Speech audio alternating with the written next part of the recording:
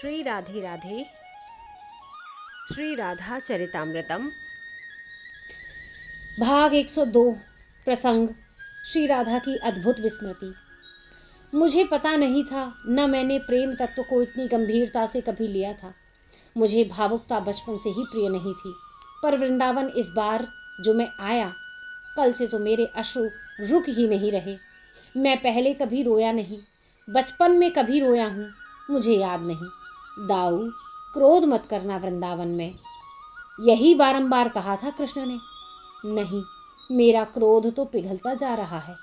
हाँ, 2 बार क्रोध आया मुझे इन 2 महीनों में। बलराम जीवन में बैठे हैं और विचार कर रहे हैं, साथ में श्री रामा हैं। एक तो यमुना को हलाग्र से खींच दिया था मैंने, और दूसरा क्रोध। मैं क्या करता? मेरे वृंदावन में जाकर एक वानर का वध कर दिया दाऊ। ये शिकायत तो करेगा कन्हैया, पर मैं क्या करता? वो बरसाने की बालिकाएं देहातीत होकर मुझे अपनी स्थिति बता रही थी कि वो वानर, द्विविद नामक वानर, अरे सब वानर हनुमान तो नहीं होते, कोई कोई द्विविद भी होते हैं। कितना अशभ्य था। बरसाने की बच्चियों के पास आकर उन्हें छेड़ रहा था, गंदे इशारे कर रहा था। मैं कैसे सह लेता? मार दिया मूसल, मर ही गया था एक ही बार में। श्री रामा, क्या मैंने गलत किया द्विविद वानर को मारकर? नहीं दाऊ भैया, आप नहीं मारते तो वह हम सबको मार देता। और वैसे भी ये वानर न जाने कहाँ से आ गया था। वृंदावन के सारे पुराने वानरों को मारकर भगा दिया था। और ये द्विविद, ये तो गोपियों को बहुत दुखी करता था दाऊ। आपने बहुत अच्छा कार्य किया है। हम सब वृंदावन वाले आपके इस कार्य से बहुत प्रसन्न हैं। फिर कुछ देर बाद श्री रामा ने कहा, दाऊ भैया, बरसाना चलें? शाम तक वापस आ जाएंगे नंदगांव। मुझे बरसाने की हवा में प्रेम की सुगंध मिलती है। हाँ, मुझे वहाँ की मिट्टी भी ले जानी है द्वारिका, कन्हैया ने कहा था। हम दोनों श्री रामा और मैं बलराम बरसाने के लिए चल पड़े थे। गहवर वन में जाकर हम दोनों बैठ गए थे। गहवर वन के ही दूसरे कुंज में श्री राधा रानी और सखियां विराजी थीं। एक कुंज में हम बैठ गए। कभी कुछ नहीं खाती श्री राधा।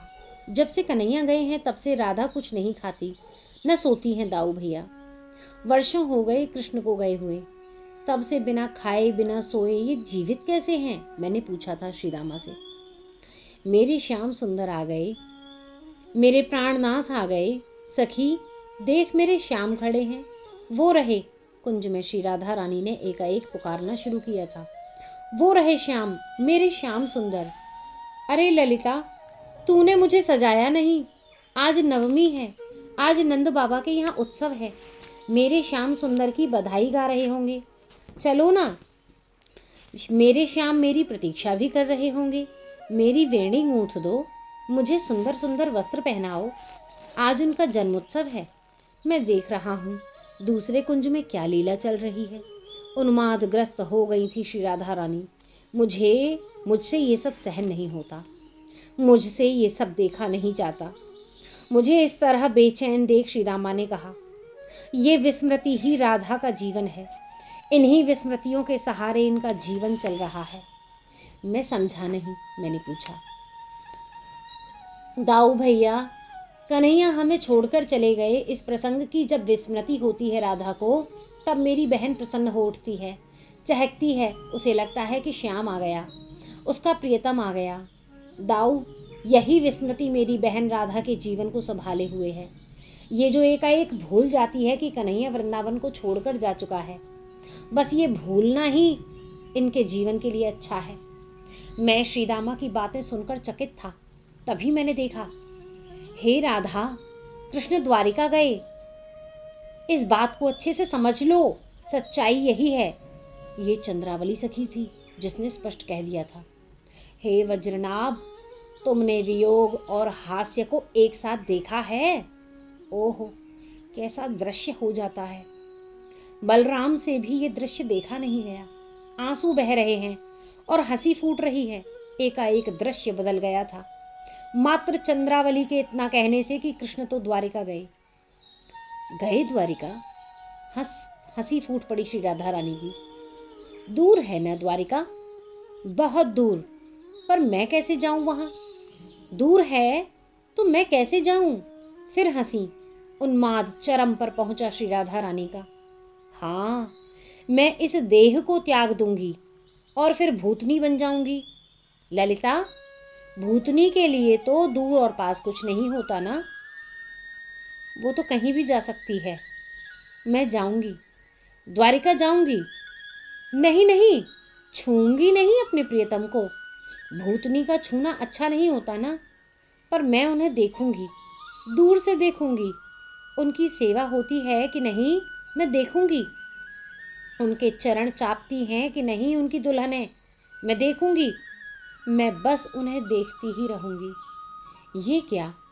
ये कहते हुए लोटपोट हो रही हैं धरती पर। वो तपते कुंदन की तरह जिनका अंग था अब कैसा काला होता जा रहा है। शरीर सूख रहा है, मुखमंडल पीला पड़ रहा है, अधर सूख गए हैं, पपड़ी निकल रही है। पर एकाएक, सखी ललिता, देख नगाड़े बज रहे हैं, सब झूम रहे हैं। नंद के आनंद भयो, जय कन्हैया लाल की। ददकांदा शुरू हो गया है, बधाई लेने चलना। चमक वैसी ही मुखमंडल में छा गई। फिर तपते स्वर्ण की तरह वापस उनका देह हो गया। दिव्य तेज छा गया उनके आसपास। आनंद से उठकर बैठ गईं। मेरे श्याम सुंदर नंद भवन में मेरी प्रतीक्षा कर रहे हैं, चल सकी। श्री राधा की ये स्थिति देखकर मैं जोर जोर से रोने लगा था। मैं संकर्षण रो रहा था। विस्मृति हो गई थी फिर श्री राधा को। विस्मृति ये हो गई कि कृष्ण द्वारिका गए हैं, इस बात को ही भूल गई।